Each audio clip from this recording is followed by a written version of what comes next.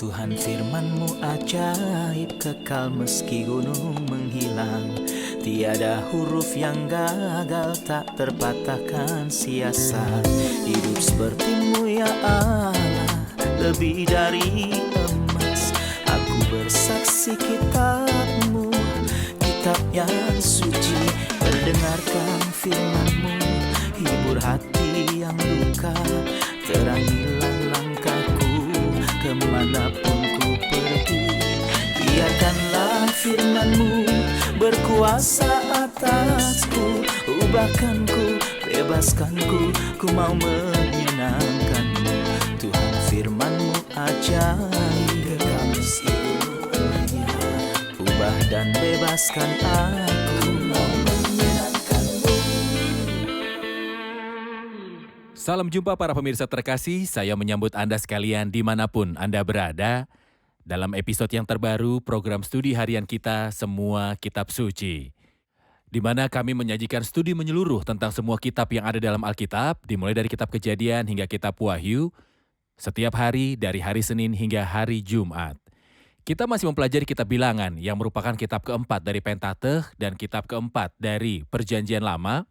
Kita telah mencapai pasal yang kelima dan yang keenam. Silakan ambil Alkitab Anda dan ikuti terus studi ini. Dalam episode hari ini, kita akan berbicara tentang perintah Tuhan untuk mengisolasi yang najis dari perkemahan dan tentang ganti rugi dan juga tentang apa yang disebut dengan perkara cemburuan. Kemudian, di pasal 6 kita akan berbicara tentang hukum seorang yang bernazar. Kemudian dilanjutkan dengan berkat imam bagi orang-orang. Ini adalah topik utama dalam pasal 5 dan juga pasal yang ke-6. Jika Anda memiliki pertanyaan atau permohonan, hubungi kami melalui email ke info@semuakitabsuci.com.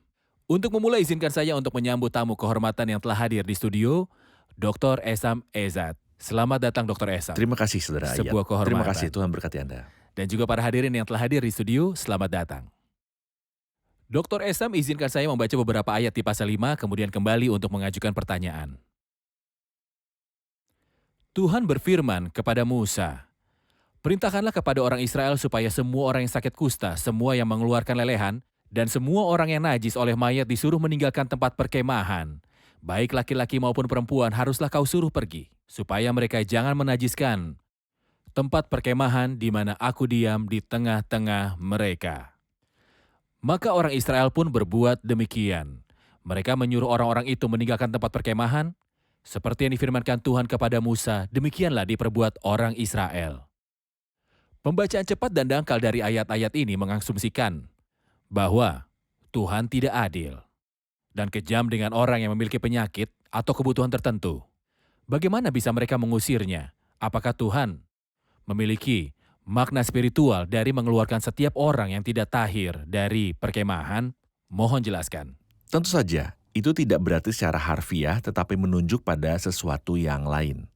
Kita telah melihat pasal-pasal sebelumnya pengaturan perkemahan dan pengaturan pelayanan dan pengaturan orang Lewi dan sensus penduduk sehingga mereka siap untuk pindah. Agar Tuhan bekerja di antara manusia, dia tidak akan pernah bekerja tanpa kekudusan. Tidak mungkin dia bekerja tanpa kekudusan. Jadi setelah mengatur perkemahan, langkah pertama adalah bagaimana agar perkemahan ini suci.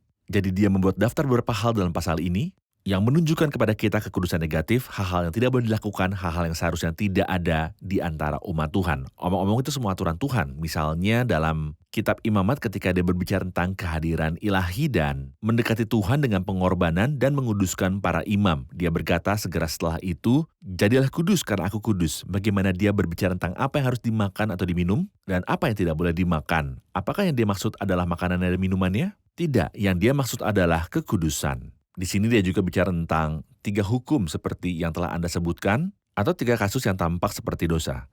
Jadi bagaimana dosa dapat ditangani di perkemahan umat Allah? Anda telah menunjukkan pada mereka dalam 4 ayat pertama, yaitu penderita kusta. Setiap orang yang mengeluarkan cairan. Dan siapapun yang najis oleh mayat, kusta adalah penyakit yang berasal dari dalam tanpa terkena infeksi eksternal. Ekskresi itu adalah sesuatu dalam dirinya yang mengalir, dan ini adalah tanda adanya dosa di dalam diri kita, sifat dosa. Ekskresi tubuh. Tepatnya bukan sesuatu yang dilakukan oleh manusia, tetapi keluar dari dirinya. Apakah kita punya natur dosa dalam diri kita? Tentu saja ada natur dosa dalam diri kita. Bagaimana kita bisa menghadapi sifat dosa tanpa berurusan dengan dosa yang dilakukan dengan pengusiran keluar dari perkemahan? Dan pengusiran berarti kematian dan bahwa Tuhan tidak ingin melihat orang ini lagi di sini. Agar ia benar-benar absen dari area itu dan itulah yang dia maksud dengan mengeluarkan mereka dari perkemahan.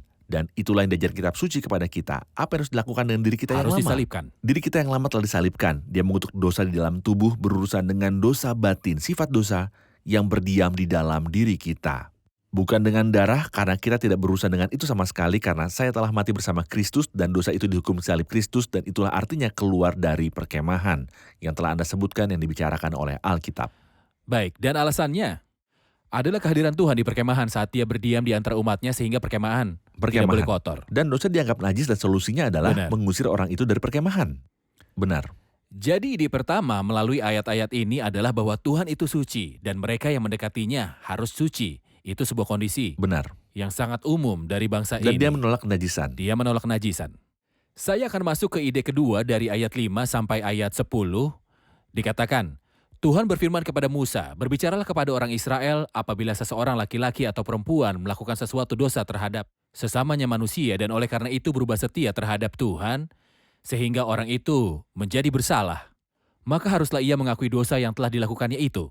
Kemudian membayar tebusan sepenuhnya dengan menambah 1/5 lalu menyerahkannya kepada orang terhadap siapa ia bersalah. Tetapi apabila orang itu tidak ada kaumnya kepada siapa dapat dibayar tebusan salah itu, maka tebusan salah yang harus dibayar itu menjadi kepunyaan Tuhan. Dan adalah bagian imam, belum terhitung domba jantan pendamaian yang dipakai untuk mengadakan pendamaian bagi orang itu. Dari persembahan-persembahan kudus yang disampaikan orang Israel kepada imam, persembahan khususnya adalah bagian imam. Sedang persembahan-persembahan kudus yang dibawa oleh seseorang adalah bagian orang itu sendiri, hanya apa yang diserahkannya kepada seorang imam adalah bagian imam itu. Izinkan saya untuk memberi judul, Pemulihan dan Restitusi ditambah 1/5-nya. Apa yang bisa kita pelajari? Gagasan ini tentang dosa yang dilakukan. Seseorang melakukan sesuatu bukan sesuatu yang keluar dari dalam orang tersebut. Tetapi di sini seseorang melakukan sesuatu, tapi terhadap siapa dan apa yang harus dilakukan? Teks yang telah Anda baca mengatakan bahwa orang ini melakukan ketidaksetiaan terhadap Tuhan. Dia melakukan dosa terhadap seseorang, tapi kita harus tahu bahwa dosa dilakukan terlebih dahulu melawan Tuhan. Aku berdosa terhadap surga dan di hadapanmu. Tepat, jadi itu dilakukan pertama terhadap Tuhan. Orang itu bersalah kepada Tuhan, jadi hal pertama yang harus dilakukan orang ini adalah mengakui dosanya. Dalam hukum sebelumnya kita telah baca tentang orang yang memiliki sesuatu dalam dirinya, tetapi di sini ada dosa yang dilakukan sebagai hal pertama yang harus dilakukan adalah mengakui dosanya. Dan setelah itu, ia harus mengganti kesalahannya ditambah 1/5 1/5. darinya. Lalu misalkan orang yang jadi korban kesalahannya sudah tiada, itu masih lama dan orang itu tidak memiliki kerabat, apa harus dilakukan? Ganti rugi untuk kesalahan, harus pergi pada Tuhan untuk imam. Mengapa? Karena dia berdosa terhadap Tuhan dan dia harus membayar ganti rugi. Dosa yang dilakukan harus ditangani, tapi setelah dia mengatakan hal lain yang tidak disebutkan dalam undang-undang sebelumnya, yang membuat penebusan sehingga dosa yang dilakukan tidak perlu dikeluarkan dari perkemahan. Tetapi membutuhkan perlindungan dan penebusan dosa Itu ini butuh tidak dianggap dilingkupi. najis seperti yang pertama, tetapi dianggap sebagai kesalahan yang membutuhkan penebusan, kekotoran perlu ditahirkan. Benar. Itu butuh dilingkupi untuk dipadamkan seperti yang kita katakan. Kita telah mempelajari kitab imamat sebelumnya dan kita telah mengetahui bahwa ada banyak aspek pekerjaan Kristus, di antaranya adalah korban salah. Dan saya pikir ada hubungan di sini antara ganti Ya. rugi dan korban tebusan salah untuk menambahkan. Ya. Baik, kita rehat sejenak dan kembali untuk menjawab pertanyaan hadirin.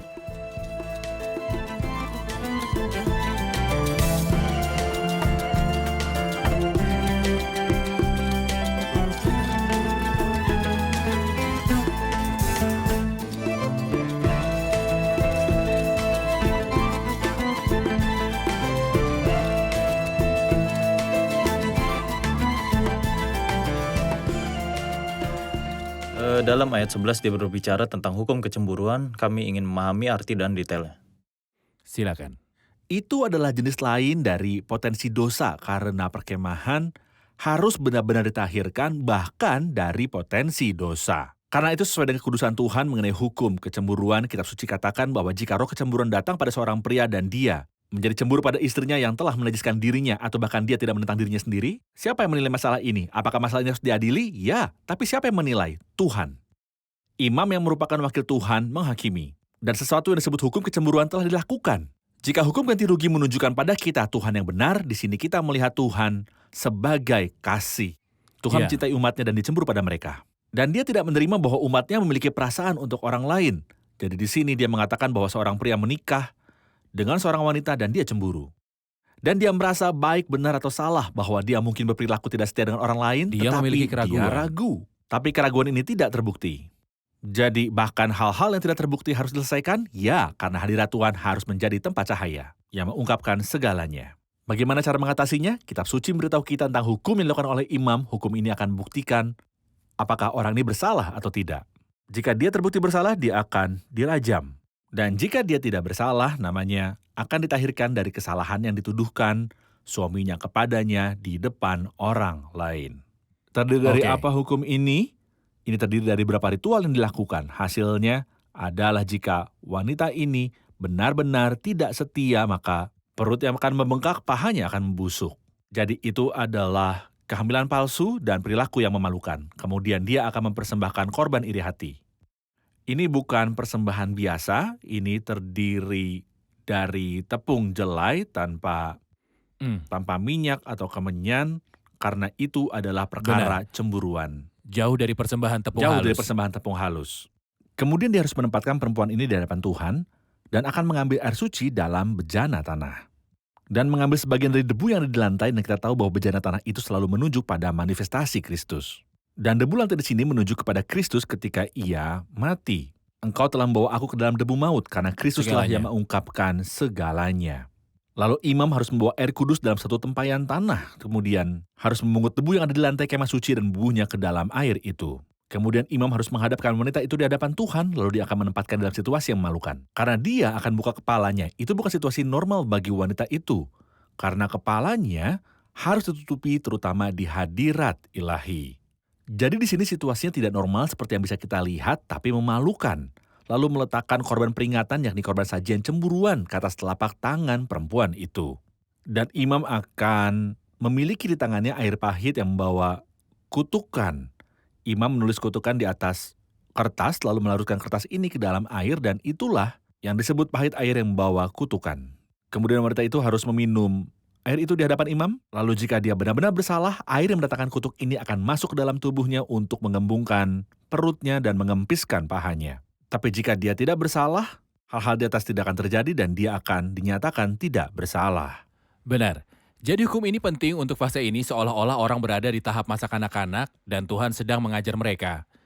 Dengan hukum dan ritual yang sesuai. Sebuah bangsa yang baru lahir sampai kita mencapai terang perjanjian baru. Dan dia bicara di dalamnya tentang seseorang yang semua ini akan terpenuhi di dalam dia. Tepat. Kita akan berbicara lebih detail nanti, tetapi saya ingin berhenti di hubungan perkawinan. Jelas di sini bahwa itu adalah masalah rumah tangga seseorang yang mengalami keraguan terhadap istrinya. Sekarang dalam hubungan perkawinan yang didasarkan pada dasar Kristen. Apa hubungan yang seharusnya terjadi antara pria dan istrinya? Bagaimana dengan kepercayaan antara satu dengan yang lain? Apa saja aturan yang membuat istri menjaga hubungan dengan suaminya dan tidak terjerumus ke dalam lubang perselingkuhan? Dan juga suami, mohon beritahu apa yang dikatakan kitab suci kepada suami dan istri. Saya akan mengatakan prinsip umum yang penting dalam kehidupan dan terutama dalam kehidupan perkawinan, yaitu berjalan dalam terang. Bagaimana seorang pria dapat sepenuhnya berada dalam terang? Dia seharusnya berada dalam terang di hadapan Tuhan, dalam terang di hadapan semua orang. Dan khususnya dalam terang di hadapan istrinya. Dan dia juga harus benar-benar terang, tidak boleh ada yang disembunyikan antara mereka karena mereka adalah satu daging. Terlebih lagi, pemikiran mereka harus sama dalam setiap aspek. Dan ini membangun sesuatu yang disebut kepercayaan, dan sebenarnya kepercayaan adalah hal yang paling menakjubkan dalam hubungan pernikahan. Rumah yang tidak dibangun di atas cahaya dan kepercayaan akan runtuh suatu hari nanti, terlepas dari cinta. Karena sifat pertama dari istri yang berbudi luhur adalah bahwa hati suaminya percaya kepadanya. Suaminya tidak akan kekurangan keuntungan. Dia lebih baik daripada semua keuntungan di dunia baginya karena dia mempercayainya. Kepercayaan tidak hanya dalam hal kesetiaan, tapi juga dalam rasa memiliki dan penghargaan. Misalnya dia mengucapkan kata yang keras. Dia seharusnya tidak mengatakan bahwa dia bermaksud membencinya. Tidak, dia harus percaya bahwa dia tidak bermaksud menyakitinya. Kepercayaan membuat kita menafsirkan masalah dengan cara yang benar. Saya pikir dua pilar ini, cahaya dan kepercayaan di samping beberapa hal, Seperti pengertian dan persahabatan antara pasangan dan hubungan timbal balik, semua hal ini membuat rumah berdiri di atas tanah yang kokoh. Jadi kita memahami dari hukum kecemburuan bahwa pembicaraan itu terkait dengan urusan suami dengan istri secara historis pada saat hukum itu Tepat. ada. Dan kita telah mengambil pengajaran darinya sekarang untuk masalah Kepala keluarga. keluarga. Tetapi saya ingin bertanya, apakah wanita itu memberitahu kita tentang hal dispensasi apapun yang berkaitan dengan bangsa yang melanggar iman kepada Tuhan? Mohon berikan sebuah gambaran tentang ketidaksetiaan bangsa itu. Saya pikir kita akan memahami ketidaksetiaan bangsa dari kitab Hosea.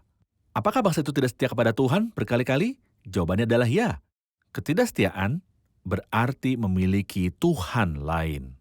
Apakah bangsa ini menyembah dewa-dewa lain sepanjang sejarahnya? Ya, begitu mereka keluar dari Mesir, mereka membuat anak lembu emas. Meskipun itu bukan berhala karena mereka mengatakan bahwa itu adalah pesta untuk Tuhan, mereka membayangkan bahwa itu adalah Tuhan mereka, tapi setelah itu sejarah mereka terisi dengan penyembahan berhala. Ya, sejarah para raja, terutama sejarah para raja. Israel yang penuh dengan penyembahan berhala. Ya. Apa yang dianggap sebagai ketidaksetiaan? Tentu saja ketidaksetiaan. Ketidaksetiaan. Sejarah orang-orang tertulis di sini dalam kitab Bilangan dan sejarah mereka secara umum dalam kitab Raja-Raja setelah itu dan kitab Tawarikh mengungkapkan bagaimana bangsa itu telah tidak setia terhadap Tuhan. Dan bagaimana hal itu terungkap dan bukan hanya itu, tetapi sejarah manusia, apakah Kristenan tidak setia terhadap Tuhan? Pastinya. Apakah Kristenan nominal adalah milik Kristus? Sebagian besar kekristenan nominal di negara-negara Kristen menolak Kristus secara publik. Ya. Dan mereka yang hanya menjadi miliknya dengan nama saja, menjalani kehidupan yang tidak setia seperti mereka memiliki dewa-dewa lain. Itulah mengapa hukum di sini bukan untuk wanita yang meragukan suaminya. Bukan. Karena Kristus tidak dapat diragukan, tetapi jika hukum ini diterapkan pada orang-orang Kristen sekarang, perutnya akan membengkak. Dan ini terjadi. Apa artinya? Pembengkakan yang salah. Sebuah penampilan seolah-olah dia Kehamilan sedang palsu. hamil. Ini adalah penampakan palsu. Kekristenan saat ini berada dalam masa penampakan palsu. Dan penampakan Kristen penuh dengan ragi. ragi yang menyebabkan pembengkakan. Tepat. Benar. Penampilan Kristus saat ini sangat tinggi dan seni rupa telah memasuki agama Kristen dan memiliki daya tarik manusia yang tidak biasa, tapi sayangnya pahanya membusuk. Benar. Dan ini adalah kehamilan palsu. Inilah yang kita jalani saat ini. Karena orang-orang tidak setia dengan Tuhan Allah mereka. Kekristenan saat ini tidak setia dengan Kristus yang berkata, karena aku telah mempertunangkan kamu kepada satu laki-laki untuk membawa kamu sebagai perawan suci kepada Kristus. Benar. Mereka menggunakan metode tertentu untuk mengklarifikasi masalah, seperti berdirinya wanita di hadapan Tuhan dan meminum air pahit yang membawa kutukan. Mohon komentar Anda tentang dua hal ini. Apa peran kita dalam hal berdiri di hadapan Tuhan? Dan apa peran air dalam mengarahkan pada pertobatan? Mohon jelaskan kedua hal ini. Air adalah firman Tuhan. Dan ini digunakan oleh Roh Kudus untuk mengungkapkan hati. Apakah kita mengada-ngada saat kita mengatakan bahwa air adalah firman Tuhan? Dan apakah ada referensi Alkitabiahnya? Kitab suci dipenuhi dengan referensi ini untuk menguduskannya. Sesudah ia menyucikannya, Memadikannya dengan air. dan Benar. firman, Dengan firman. Efesus 5. Jadi banyak referensi Alkitab yang mengatakan bahwa air adalah firman Oke. Tuhan yang mentahirkan. Ya. Dan cermin yang mengungkapkan seperti yang ingin kita ungkapkan di Kamu sini, sudah kamu tahir. sudah tahir, yang telah kukatakan kepadamu. Dan cerminlah yang mengungkapkan, kita membaca dalam Yakobus bahwa orang yang tidak menerima kata yang ditanamkan dalam hati, seumpama orang yang sedang mengamati mukanya yang sebenarnya di depan cermin, baru saja ia menang dirinya, ia sudah pergi, atau ia segera lupa bagaimana rupanya. Jadi firman adalah cermin yang mengungkapkan saya. Jadi di sini firman mentahirkan, tetapi juga firman mengungkapkan, dan saya pikir peran Benar. firman itu sangat luar biasa. Akan dinyatakan di hadapan tahta pengadilan Benar. Kristus. Baik dalam dunia pelayanan maupun situasi kehidupan. Suatu hari akan datang Motifnya. ketika ia akan menyikapkan hal yang tersembunyi. Tersembunyi. Kegelapan dan ungkapkan nasihat hati. Ini akan Nasihat terjadi, hati. ya, dan suatu hari akan datang ketika banyak pelayanan akan terbakar karena jerami dan lalang. Dan banyak hal sederhana yang tidak kita lihat akan terpuji di hadapan Tuhan karena dialah yang memberi nilai dan yang memberikan penghargaan yang benar. Banyak hal akan tetap tersembunyi dan akan ada ketidaktaatan pada firman. Tapi jika orang itu setia, firman akan menyikapkan dia dan menguduskannya. Tapi jika orang itu tidak setia, dia akan terkejut dengan banyak hal di hadapan kursi penghakiman Kristus. Baik, kita rehat sejenak dan kembali untuk menjawab pertanyaan hadirin.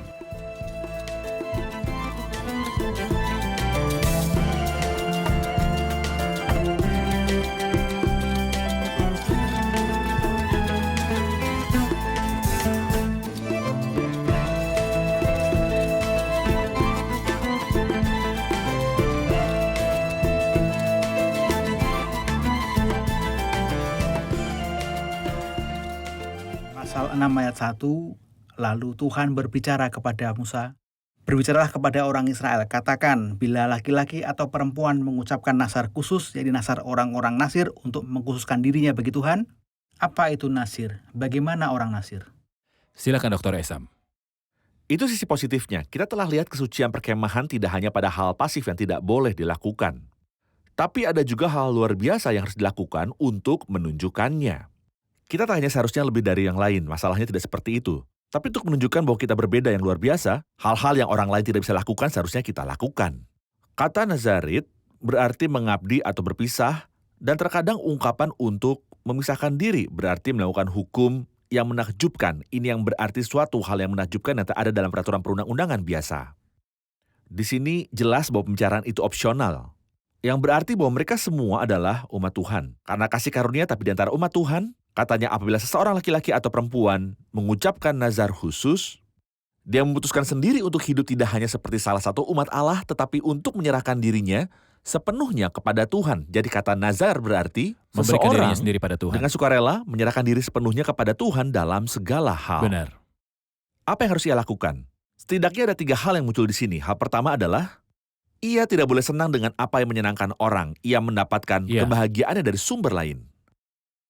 Apa yang digunakan untuk menyenangkan orang? Referensi Perjanjian Lama adalah Minuman anggur anggur dan dan sejenisnya. minuman sejenis. Jadi dia tidak boleh meminumnya sama sekali. Dan bukan hanya anggurnya, tapi juga sumber anggurnya, yang berarti hal yang paling dasar. Dia akan minum dari sungai di pinggir jalan, jadi dia minum dari sumber lain. Juga jus anggur, apa yang salah dengan anggur? Ketika ia menyerahkan dirinya pada Tuhan, bahkan hal yang baik yang menyegarkan orang di dunia, dan tidak salah untuk dimakan dalam keadaan normal. Dan tidak salah untuk dimakan oleh orang lain, dan tidak dianggap dosa. Tidak boleh memakannya karena ia mendapatkan mata air dari orang lain. Kita berbicara secara rohani. Saya bicara tentang aplikasi spiritual di sini. Dia tidak makan dari hal-hal ini. Yang menarik perhatian saya adalah hal pertama yang dia bicarakan dalam spesifikasi ini adalah apa yang harus dan tidak boleh. Dia makan atau minum, apakah apa yang dimakan atau diminum berbentuk keagungan spiritual? Ya. Orang yang memeriksa hal-hal sederhana dan ingin menyenangkan Tuhan, melakukan segalanya, bahkan makan dan minum untuk kemuliaan Tuhan. Jadi, apa yang menyenangkan orang tidak menyenangkan dia. Dia melakukan segalanya untuk menyenangkan Tuhan. Karena dia selalu ingin menyenangkan dia. Dia melihat hal-hal dari pandangan ini, tidak hanya itu, tapi juga anggur, membuatnya merasakan kekuatan imajiner dan merasa superior. Jadi dia tidak menjalani kesenangan dunia atau kekuatan imajiner dunia karena semua kekuatan dunia adalah imajiner. Perasaan kekuasaan yang kosong itu adalah hal pertama. Hal kedua adalah dia harus membiarkan rambutnya tumbuh. Kata yang paling sering diulang di sini adalah kepalanya atau rambut kepalanya. Atau kepalanya yang disucikan. Itu hal yang aneh. Itulah sumber kekuatannya. Apa sumber Ya. kekuatannya? Merasa lemah. Orang yang membiarkan rambut tumbuh adalah wanita. Saya sangat lemah dan pada saat yang sama, Ya. perasaan tunduk, saya sangat tunduk. Kekuatan nazar setara dengan tingkat kepatuhannya. Dalam poin ketiga, dia tidak akan membuat Poin dirinya ketiga, najis. dia tidak akan membuat dirinya najis. Bahkan untuk orang yang paling dekat dengannya, yang berarti bahwa Tuhan lebih berharga dari semua orang. Dan dia mengatakan ekspresi aneh di poin ketiga. Tapi apabila seseorang mati di dekatnya dengan sangat tiba-tiba, maka haruslah ia mencukur rambutnya. Saya terus berpikir apa artinya sangat tiba-tiba. Saya merasa itu artinya seseorang meninggal tiba-tiba. Jadi dia kaget dan hal itu mengejutkannya. Apa yang terjadi tiba-tiba mengejutkannya. Bukan kematian kerabatnya, tapi yang lebih berbahaya adalah dia menajiskan kepalanya yang disucikan. Ya. Penilaian orang nazar terhadap dosa sangat mengerikan dan berbeda dengan penilaian orang biasa terhadap dosa. Ini disebut perpisahan. Tuhan adalah segalanya. Pertanyaan saya adalah, apakah bumi melihat seorang nazar sejati yang memenuhi 3 syarat ini? Semua orang yang ditulis oleh kitab suci dalam semua sejarah gagal dalam sesuatu. Masing-masing mencukur kepalanya yang disucikan. Lalu siapa? Hanya satu orang, Siapa? Kristus, yang Bagaimana berkata, ini muncul nazarku dalam akan kubayar Kristus? di depan mereka, yang takut akan dia. Bagaimana kondisi orang nazar itu muncul dalam Kristus? Siapa yang tunduk seperti dia di seluruh dunia? Siapa yang menolak untuk makan sampai dia mendapat perintah dari surga? Bukankah itu yang dikatakan tentang Kristus? Benar. Siapa yang menolak untuk bicara sampai dia mendapat perintah dari surga?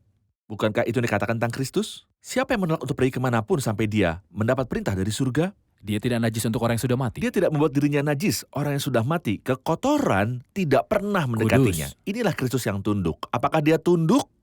Siapa yang tunduk kepada Tuhan seperti dia? Apa dia senang dengan apapun di dunia ini? Tidak. Dan di saat-saat paling menyedihkan, dia dengan biasa mengatakan terima kasih Bapa. Betapa hebatnya dia. Saya pikir kondisi ini diterapkan pada Kristus dan tidak mungkin diterapkan pada orang lain. Saya berharap bahwa kekuatan Alkitabiah dalam menyajikan peristiwa-peristiwa kitab suci, bahwa hukum kecemburuan didahulukan, kemudian hukum nazar. Tepat. Bangsa Yahudi tidak setia melawan Tuhan. Kristus yang adalah hamba sejati bagi Yehova, manusia sempurna datang. Bangsa Yahudi yang dianggap sebagai pokok anggur yang dipindahkan Tuhan dari Mesir, menghasilkan anggur yang buruk. Kristus datang dalam Yohanes 15 dan berkata, "Akulah pokok anggur yang benar, dan Bapakku adalah pemiliknya." Jadi Kristus adalah nazar sejati yang datang, dan kehendak Tuhan akan berhasil di tangannya. Setelah pembicaraan tentang orang nazar, datanglah berkat, dan saya ingin komentar terakhir Anda tentang berkat di ayat 22. Berkat tidak sampai setelah kekudusan, jadi urutannya adalah mengatur perkemahan, kemudian kesucian dengan sisi positif, dan negatifnya kemudian berkat. Berbicaralah kepada Harun dan anak-anaknya, beginilah harus kamu memberkati orang Israel, katakanlah kepada mereka. Berkat 3 kali lipat, tapi hal yang indah adalah bahwa mereka semua dikaitkan dengan Tuhan. Tuhan memberkati engkau dan melindungi engkau. Ya. Nomor 1, Tuhan menyinari engkau dengan wajahnya dan memberi engkau kasih karunia. Ya. Nomor 2, Tuhan menghadapkan wajahnya kepadamu dan memberi engkau damai sejahtera. Beberapa orang mengatakan bahwa berkat 3 kali lipat ini menunjuk pada partisipasi Trinitas dalam memberikan berkat ketika suasana suci. Begitulah pemikiran ilahi terhadap umatnya bahwa Tuhan 3 pribadi memberikan 3 berkat.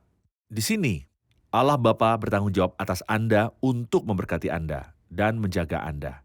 Tuhan menyinari engkau dengan wajahnya dan memberi engkau kasih karunia. Berada di hadirat ilahi sungguh menakjubkan. Roh Kudus, Tuhan menghadapkan wajahnya kepadamu dan beri engkau damai sejahtera. Terima kasih Dr. Esam, pengajaran yang sangat kaya dan detailnya membutuhkan banyak episode.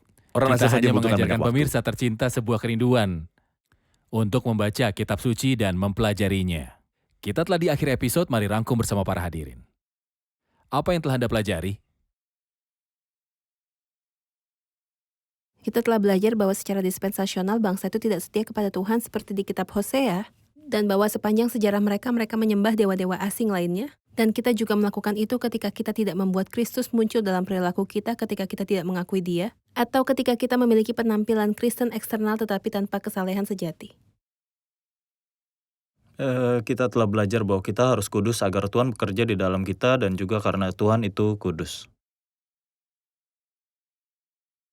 Kita melihat bahwa dasar dari hubungan pernikahan adalah berjalan dalam terang. Tuhan adalah terang dan Dia ingin kita berjalan dalam terang, saling percaya dalam hubungan kita.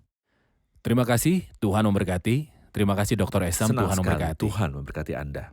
Pemirsa terkasih, kita belajar dalam episode ini bahwa ketidaksetiaan adalah sifat alami manusia di segala zaman. Seperti halnya sifat kemanusiaan pada umumnya dan sifat orang-orang yang dipanggil dengan nama Tuhan. Karena mereka tidak setia dan menyimpang dari Tuhan dan menyembah berhala. Tetapi juga sifat natur orang Kristen untuk berpaling dari Tuhan, sifat sistem, keagamaan yang menggantikan Kristus dengan hal lain. Pemirsa yang terhormat, di depan gambar palsu ini, satu-satunya orang yang saleh datang kepada kita. Dialah Kristus. Pemirsa terkasih, sampai jumpa di episode selanjutnya. Tuhan menyertai.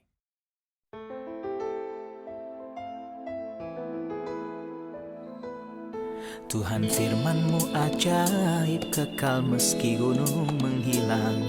Tiada huruf yang gagal, tak terpatahkan siasat. Hidup seperti-Mu ya Allah, lebih dari emas. Aku bersaksi kitab-Mu, kitab yang suci.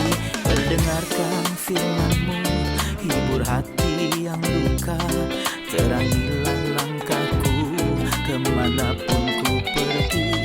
Biarkanlah firman-Mu berkuasa atasku. Ubahkanku, bebaskanku, ku mau menyenangkan-Mu.